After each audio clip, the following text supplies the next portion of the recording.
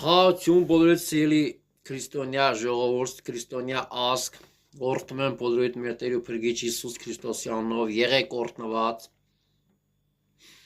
Մի հրաշալի տեղ կարդանք Աստվածաշնչից, ոչ թե իմ գլխից, այլ Աստվածաշնչից։ Քանի որ առանց Աստվածաշնչի ես ոչ մի բան չեմ կարող խոսամ, ոչ մի բան էլ չեմ կարող ինձնից ներկայացնեմ։ Աստծո խոսքով եմ, Աստծո հոգով եմ, Աստծո փառքով եմ, ինչ որ կամ ժողովուրդ ջան։ Նայեք, Հակոբոս առաքյալի թուղթ առաջի գլուխ 5-րդ խոսքից կարդանք։ Ասում, բայց եթե մեկը ձեզանից իմաստության պակասություն ունի, թող խնդրի Աստվածանից, որ ամեն մեկին տալիս է առատությամբ եւ չի նախատում եւ կտրվի նրան։ Իմաստության ասում, պակասություն, շատերս ունենք իմաստության պակասություն, ես էլ ունեմ, ժողովուրդ ջան։ Հիմա իմաստությունը չէ մի ինչ որ ուրիշ մանա, ինչի կարիք ունես։ Ասում խնդրա Աստծուց, որ ամենին տալիս առատությամբ եւ չի նախատում եւ կտրվի նրան։ Միայն թե թող հավատքով խնդրե, առանց երկմտելու,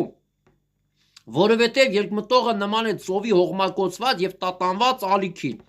Այն մարդը թող չկարծե, որ Տերից է մի բան կառնի։ Երկմիտ մարդը անհաստատ է իր բոլոր ճանապարհներում։ Այսինքն երկմիտ մարդին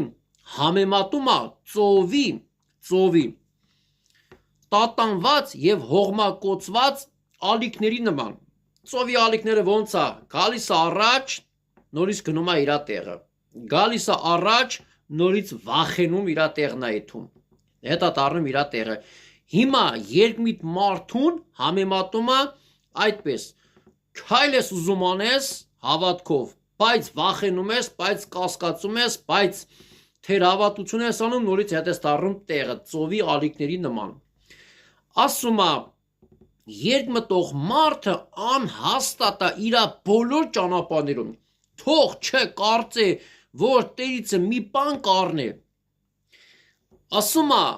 խնդրելու համար հավատք է պետք, թող խնդրա հավատքով,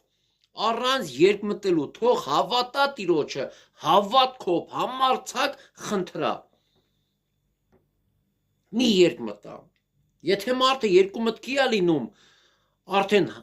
Տերը կողորմա, չի ողորմա, տես խնդրանքս կտա, չի տա, հասկանում ես դրանով, ասում է,